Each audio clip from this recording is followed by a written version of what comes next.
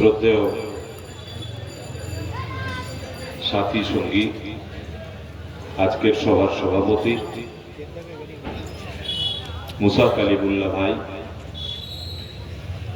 এবং মঞ্চে বসে থাকা বিশিষ্ট অ্যাডভোকেট আইনজীবী পিয়ারুল ভাই, সাবির ভাই, মামুল ভাই থেকে শুরু করে সংগ্রামী প্রতিটা ভাই বন্ধু সকলকে অভিনন্দন জানিয়ে দুই একটি কথা। আপনারা এতক্ষণ শুনছিলেন আমার ভাই বলছে, মুসা ভাই, যে কোন পরিস্থিতিতে কোন জায়গায় দাঁড়িয়ে আজকের আমাদের এখানে প্রোগ্রাম করতে হচ্ছে। মানে ভাবুন যে আমরা কোন লেভেলে দাঁড়িয়ে আছি। এই সমাজ, এই জাতি বর্তমান সময় কোন পরিস্থিতিতে দাঁড়িয়ে আছে এটা ভাবুন। মানে আগামী কাল কোন একজন দাদা দিদির মানুষ এসে বলবে তোর বউটা ছেড়ে দে, সেও ছেড়ে দিতে বাধ্য হবে। কেন? দাদা দিদিকে খুশি করার জন্য বলবে। কবরস্থান যখন চলে যাচ্ছে তার বিরুদ্ধে প্রতিবাদ করতে যদি এই অবস্থা হয় তাহলে কি হবে? অতএব আমাদের যে জায়গা, যে সিচুয়েশন তৈরি করেছে আমাদের এই দলের প্রতিষ্ঠাতা পীরজাদা আব্বাস সিদ্দিকী ভাই একটা সময় বলতেন, বস্তার মধ্যে ভরে মুখটা বেঁধে আর নদীতে ফেলে দেবে। তো সেই সময় আসছে না? আসছে না? এই বলুন, আসছে না? আসছে না? আমরা খালি দেখছি। বিগত কয়েকদিন আগে আমার এক বক্তা ভাই বলছিলেন ব্রিগেডের সমাবেশ, আমরা সবাই প্রত্যেকটা গ্রাম থেকে গাড়ি করেছিলাম না? করেছিলাম তো যাবো বলে। কিন্তু গাড়ি করার পর কি দেখলাম? প্রোগ্রাম হলো না। বিভিন্ন বাহানা, কোর্ট কাছারি, হ্যান ত্যান, অমুক সমুক। ওয়াকাফ নিয়ে এগুলো হবে কেন? ওয়াকাফ সর্বপ্রথম আব্বাস সিদ্দিকী, নওশাদ সিদ্দিকী, মুসা কালিমুল্লাহ ভাই এরাই আওয়াজ তুলেছে যে ওয়াকাফ সম্পত্তি 22 থেকে 23,000 কোটি টাকা পার বছরে টার্নওভার হয়। এই টাকা গরিব, অসহায়, নিপীড়িত, লাঞ্ছিত, বঞ্চিত মানুষের জন্য, আমার আপনার ভাইদের জন্য, আমার আপনার মায়েদের জন্য এই টাকাকে ব্যয় করতে হবে।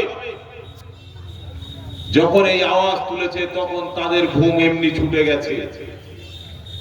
এখন মোদী সরকার দেখছে যে সারা বছর তো ওরা লুটে ফুটে খাচ্ছে, রাজ্য সরকার লুটে ফুটে খাচ্ছে, এবার আমি কিছু লোটার চিন্তা ভাবনা করি। অতএব সেই চিন্তা ভাবনা নিয়ে এই ময়দানে নেমে পড়েছে। ভাবুন, যদি এই রাজ্য সরকার সঠিকভাবে ব্যবহার করত, সঠিকভাবে এই ওয়াকাফ সম্পত্তিগুলোকে দেখভাল করত, তাহলে আজকের দিনে এই দুর্দশা, এই দিন আমাদের দেখতে হতো না।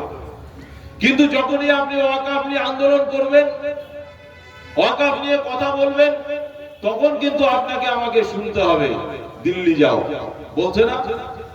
নুপুর শর্মার আন্দোলন বলল দিল্লি যাও, ওয়াকাফের আন্দোলন বলছে দিল্লি যাও।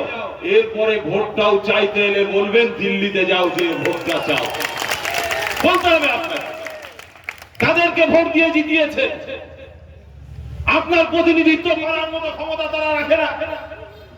ইমানি জায়গায় দাঁড়িয়ে কথা বলতে পারে না, সত্যকে সত্য বলতে পারে না, মিথ্যাকে মিথ্যা বলতে পারে না। রাজ ক্ষমতা, রাজ পাওয়ার যতদিন আপনার হাতে না থাকবে ততদিন আপনাকে ঠিক এইভাবেই ব্যবহার করবে। আপনার বাড়ির, আপনার গ্রামে ঠিক এইভাবে আপনার কবরস্থান, আপনার ঈদগাহ, আপনার মসজিদ, আপনার মাদ্রাসা যাবে। অতএব রাজ ক্ষমতা দখল করুন, এই আওয়াজ দিয়েছিলেন। সর্বপ্রথম এই পশ্চিম বাংলার রাজ ক্ষমতা দখলের আওয়াজ কে দিয়েছে? বামফ্রন্ট চলে গেল 34 বছর রাজত্ব করে, তৃণমূল রাজত্ব করছে। আমরা যখন লক্ষ্য করলাম যে আগামী দিনটা আসছে খুব ভয়াবহ, বাংলার মুসলমান সমাজকে বাঁচানো যাবে না, বাংলার দলিতকে বাঁচানো যাবে না, বাংলার খেটে খাওয়া মেহনতি মানুষকে বাঁচানো যাবে না, তখন পীরজাদা আব্বাস সিদ্দিকী নওশাদ সিদ্দিকীকে আগিয়ে দিলেন, যাও রাজনীতির ময়দানে, রাজ ক্ষমতা রাজ পাওয়ার যদি না থাকে তাহলে আগামী দিন এদেরকে আর আটকানো যাবে না।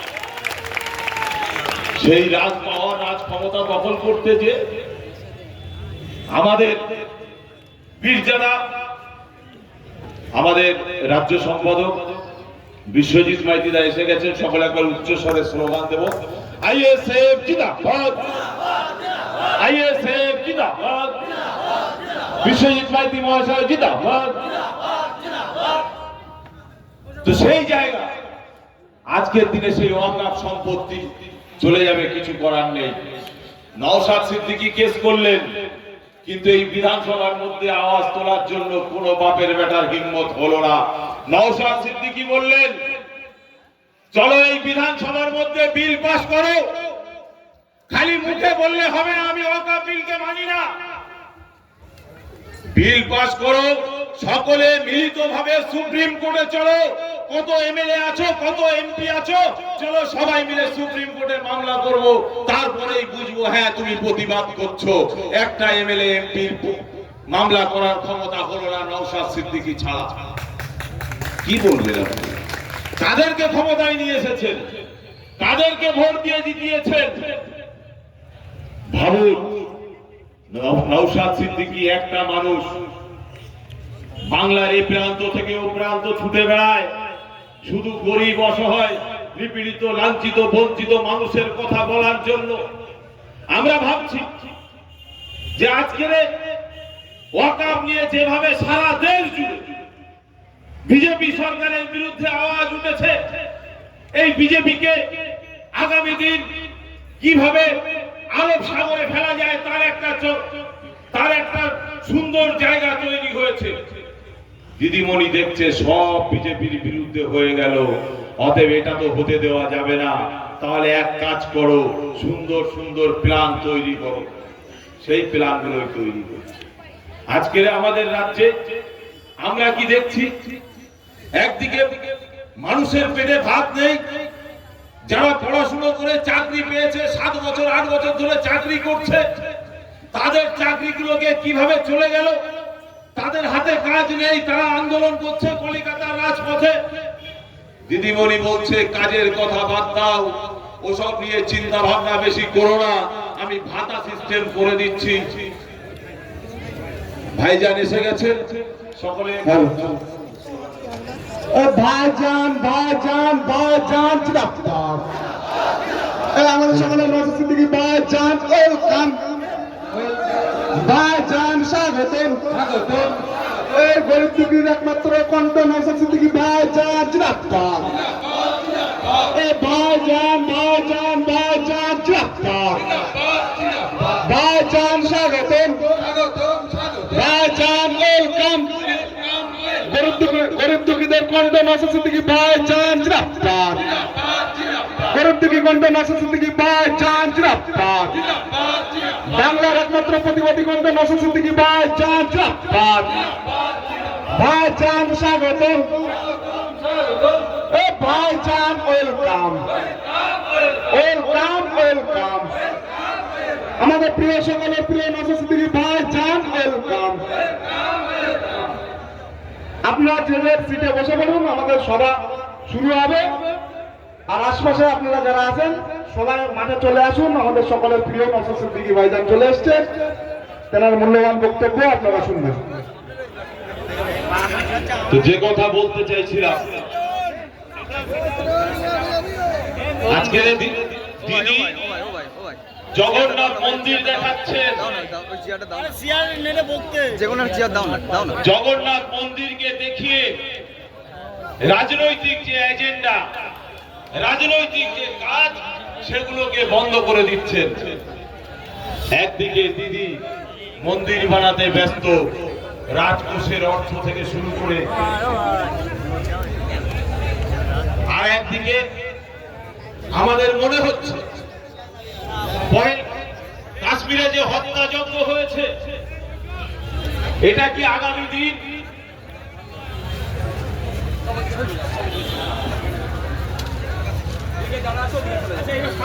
দিন এই হত্যাকাণ্ড তদন্ত হবে।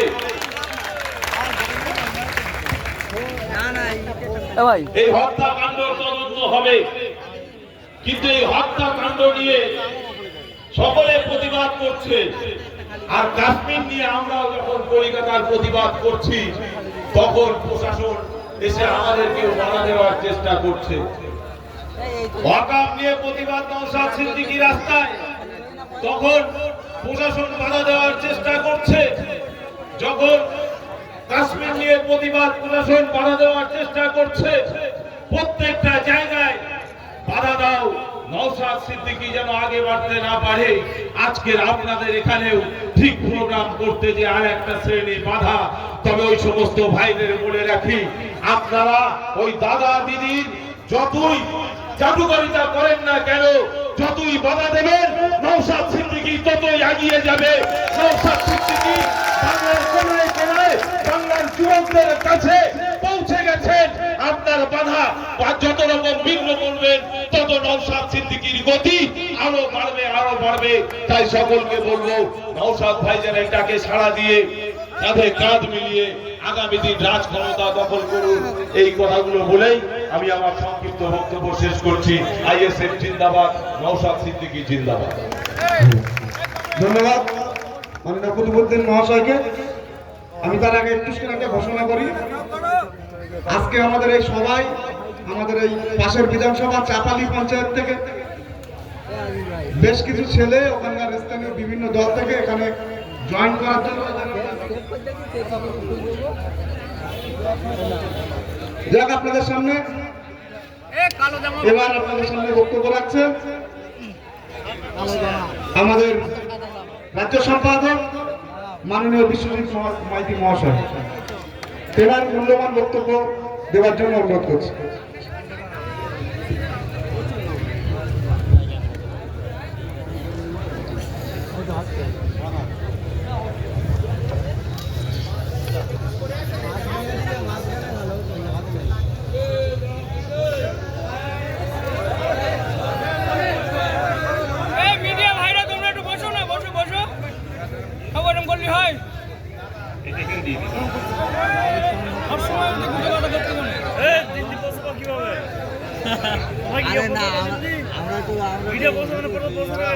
আপনাদের কোনো অসুবিধা হচ্ছে নাকি? অসুবিধা হচ্ছে, তৃণমূল কংগ্রেসের অসুবিধা হচ্ছে, আর থানার যারা খাকি পুলিশ আছে তাদের একটা অংশের অসুবিধা হচ্ছে। যাদের অসুবিধা হচ্ছে একটু শুনে যান আইএসএফ এর পক্ষ থেকে। আমি আইএসএফ এর state general secretary Biswajit Maity, একটু কান খুলে শুনে রাখুন। বাঘের বাচ্চা মঞ্চে উপস্থিত আছেন। যত নওশাদকে আটকাবেন আর যত আইএসএফ কে আটকাবেন আর যত মারবেন, তত দেখবেন মাঠ পুকুর খানা খন্দ ভরিয়ে দেবে আইএসএফ এর ছেলেপেলেরা। এক সপ্তাহ ধরে মূসাকে আটকানোর চেষ্টা হচ্ছে। প্রতিনিয়ত আমাদের সঙ্গে কথোপকথন চলছে যে আইএসএফ কে বসিরহাটে এই সিরাজপুরের মাটিতে সভা করতে দেওয়া যাবে না। আর আমরা বলেছি, আমার দলের চেয়ারম্যান বলেছে সভা হবে সিরাজপুরে, যেখানেই হোক সভা হবেই। আজকে সারা পশ্চিমবঙ্গে আজকে একজন সাধারণ নাগরিক হিসেবে ভারতবর্ষে লজ্জায় মাথা হেঁট হয়ে যাচ্ছে। আমাদের মাথা হেঁট হয়ে যাচ্ছে এই কারণেই যে আমাদের ভারতবর্ষে নতুন করে বলতে হচ্ছে আমি হিন্দু, আপনি মুসলমান। নতুন করে আবার আমাদের ভারতবর্ষকে দুই ভাগে ভাগ করছে, যে একদিকে হিন্দুর ভারতবর্ষ, একদিকে মুসলমানের ভারতবর্ষ। সংবিধানকে তারা মান্যতা দিতে চাইছে না। আজকে পশ্চিমবঙ্গে আজকে আপনারা জানেন অক্ষয় তৃতীয়া। এই অক্ষয় তৃতীয়াতে ভারতবর্ষে সেই 1992 সালের করাল ছায়া আবার আমরা দেখতে পাচ্ছি এই মমতা বন্দ্যোপাধ্যায়ের দৌলতে। অনেকেই ফোন করছে দীঘা থেকে, ঈদ শেষ হয়েছে, ঈদের পর তো অনেকে বেড়াতে গেছে দীঘাতে, বলছে দাদা আমাদের হোটেলে ফতোয়া দিয়েছে কোনো মাছ মাংস খাওয়া যাবে না, দীঘার বাইরে বেরোনো যাবে না। আমরা বললাম আমার দলের পৃষ্ঠপোষক বলেছেন মোরা এক বৃত্তে দুইটি কুসুম হিন্দু মুসলমান, মুসলিম তার নয়নমণি, হিন্দু তাহার প্রাণ।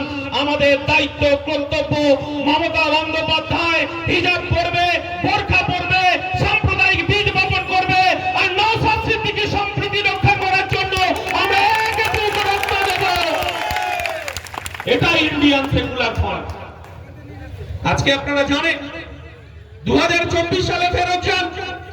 2024 সালে আমরা কি দেখলাম? ভারতবর্ষে একটা নতুন ধর্মীয় উন্মাদনা তৈরি করলেন বিজেপি সরকার, নরেন্দ্র মোদী, অমিত শাহরা।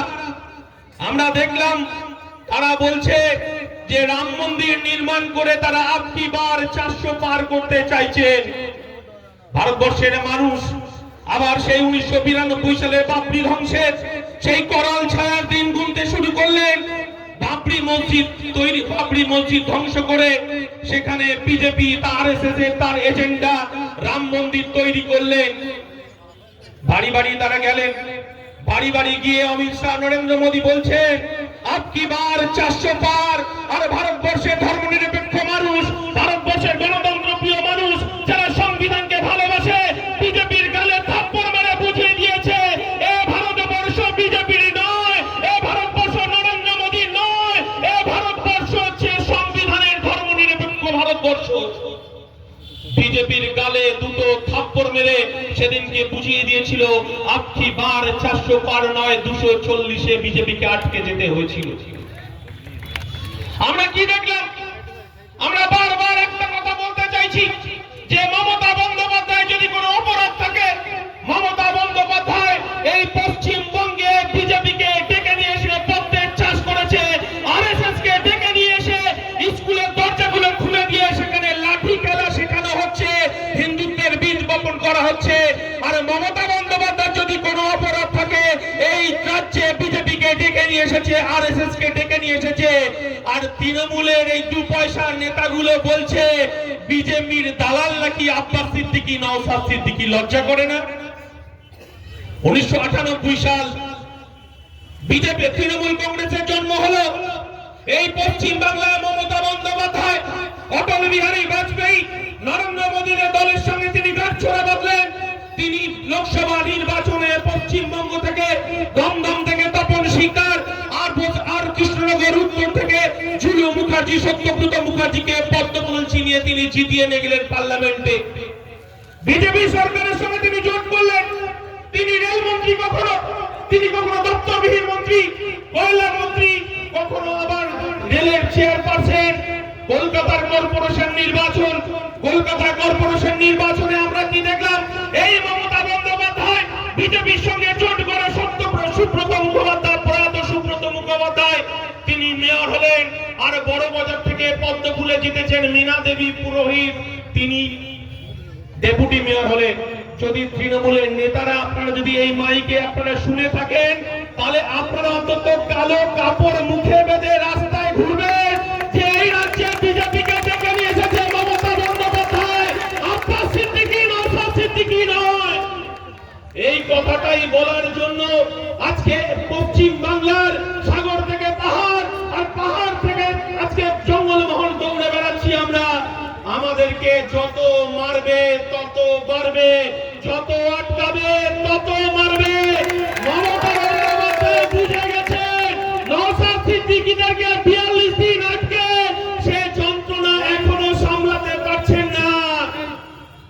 আমরা অনেক দিন ধরেই বলতে চাইছি যে কেন্দ্রের বিজেপি সরকার আর রাজ্যের তৃণমূল সরকার আরএসএস এর নাগপুরের মদতে চলছে। আমরা বারবার বোঝানোর চেষ্টা করেছি। গত লোকসভা নির্বাচনে বসিরহাটের মানুষের কাছে আমরা বলার চেষ্টা করেছিলাম যে এই সরকার বিজেপিকে ভোট দেওয়া মানে তৃণমূলকে ভোট দেওয়া, আর তৃণমূলকে ভোট দেওয়া মানে বিজেপিকে ভোট দেওয়া। এই কথাটা আমার দলের পৃষ্ঠপোষক আব্বাস সিদ্দিকী বলেনি, এই কথাটা আমার দলের চেয়ারম্যান নওশাদ সিদ্দিকী বলেনি। ওদের দলের second in command Mukul Roy বলে গেছে যাহাই বিজেপি তাহাই তৃণমূল, আর যাহাই তৃণমূল তাহাই বিজেপি। আমরা বলিনি, মদন মিত্র বলেছে যাহাই বিজেপি তাহাই তৃণমূল, আর যাহাই তৃণমূল তাহাই বিজেপি। আমরা এই কথাটা বসিরহাটের মানুষের কাছে বোঝানোর চেষ্টা করেছিলাম। বারবার বলেছিলাম যে একবার আমাদেরকে ভোট দিন, আমরা পার্লামেন্টকে বুঝিয়ে দেব। আমার পশ্চিম বাংলায় যদি ভাঙনের একজন বিধায়ক যদি মমতা বন্দ্যোপাধ্যায় রাতের ঘুম হারাম করে দিতে পারে, বসিরহাটে একবার খামচিতে ভোট দিন, নরেন্দ্র মোদীর ঘুম হারাম করে ছেড়ে দেবে। এই কথাটা বসিরহাটের মানুষকে বলতে চেয়েছিলাম। আমরা পরাজিত হয়েছি, আমরা পরাজিত হয়েছি, মাথা পেতে নিয়েছি। আমাদেরকে বাড়ি ঘরদার ভাঙচুর করা হয়েছে, আমাদের দোকানপাট লুটপাট করা হয়েছে, মাঠের ফসল লুটপাট করা হয়েছে, এবং পুলিশ প্রশাসন শেখ শাহজাহানকে রক্ষা করেছে, শেখ শাহজাহানকে আটকাতে পারেনি। এই বাংলা শেখ শাহজাহানের নয়, এই বসিরহাটের শেখ শাহজাহানের নয়, এই বসিরহাট চালচর জ্যোতিপ্রিয় মল্লিকের নয়, এই রাজ্য অনুব্রত মণ্ডলের নয়, আর কয়লাচর সোনাচর অভিষেক ব্যানার্জির এই বাংলা নয়। এই বাংলা বসিরহাটের সাধারণ মানুষের আমরা লুট হতে দেব না। তাই তো তৃণমূল কংগ্রেস পুলিশকে দিয়ে যতবার আটকানোর চেষ্টা করেছে, ততবার হাজার হাজার মানুষ আমাদের পাশে এসে দাঁড়িয়েছে। তারপরে ভোট লুট করতে হচ্ছে তৃণমূল কংগ্রেসকে। এ লজ্জা রাখবো কোথায়? আজকে মমতা বন্দ্যোপাধ্যায়কে বড় হিন্দু সাজতে হচ্ছে। আমরা বারবার বলেছিলাম না, মমতা বন্দ্যোপাধ্যায় কখনো বোরখা পরছেন, কখনো হিজাব পরছেন, আর ধর্মতলায় আমার পাক সার্কাসে গিয়ে এই রোজার মাসে ইফতার মাহফিলে অংশগ্রহণ করছে। আমরা কি দেখলাম?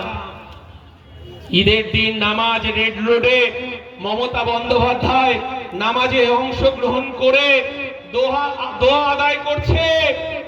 আমরা বলছি আপনি বোরখা পরুন, আপনি হিজাব পরুন, আপনি মুসলমান দরদি সাজুন, কিন্তু এই বাংলার মুসলমান সমাজ আপনার কাছে তো অনেক আশা করেছিল, আপনি তো পারলেন না। আমি একজন হিন্দু হয়ে আমার দুর্গা পুজোয় যদি 4 দিন ছুটি থাকে, আমার কালী পুজোয় ভাই ফোঁটায় যদি ছুটি থাকে, আর মহাবীর জয়ন্তীতে যদি ছুটি থাকে, হনুমান জয়ন্তীতে ছুটি থাকে, মমতা বন্দ্যোপাধ্যায় আপনাকে বলছি, আপনাকে শুনে রাখুন, আপনি 2 দিন ঈদের ছুটির ঘোষণা করতে পারলেন না মমতা বন্দ্যোপাধ্যায়। আপনি আরো হিজাব পড়ুন, আজকে জগন্নাথ মন্দির উদ্বোধনের পর আবার হিজাব পরে আপনি নামাজ পড়ুন। কিন্তু এই বাংলার মানুষ বুঝে গেছে, আপনি যে কথা বলেছিলেন 10,000 মাদ্রাসা তৈরি করে দেব, আপনি পারেননি। যে মাদ্রাসা ছিল সেই মাদ্রাসায় শিক্ষক নেই, সেই মাদ্রাসায় পরিকাঠামো ভেঙে পড়েছে। আমরা বলতে চাইছি যে সমস্ত মাদ্রাসাগুলো আমাদের ঘরের ছেলে মেয়েরা পড়াশোনা করতো, রাতের বেলা থাকতো, তাদের খাওয়া জুটছে না। মমতা বন্দ্যোপাধ্যায় খাওয়া দিতে পারছেন না, কারণ 15 জন যদি স্টুডেন্ট আবাসিক থাকে, সেখানে 150 ছাত্রের চাল ডালের হিসাব দেখিয়ে মমতা বন্দ্যোপাধ্যায়ের কাছে পাঠানো হচ্ছে। এটাই তৃণমূল কংগ্রেস, এরা চাল ডাল পর্যন্ত হজম করে ফেলছে। আপনারা জানেন আমফানের ট্রিপল চুরি করেছে তো জানেন। আর লোকসভা নির্বাচনে আইএসএফ যখন হেরে গেল, তখন আমার বাড়ির আইএসএফ কে ভোট দেওয়ার কারণে এই তৃণমূল কংগ্রেস তার একটা ছাগলকেও বাদ দেয়নি, তার একটা মুরগিকে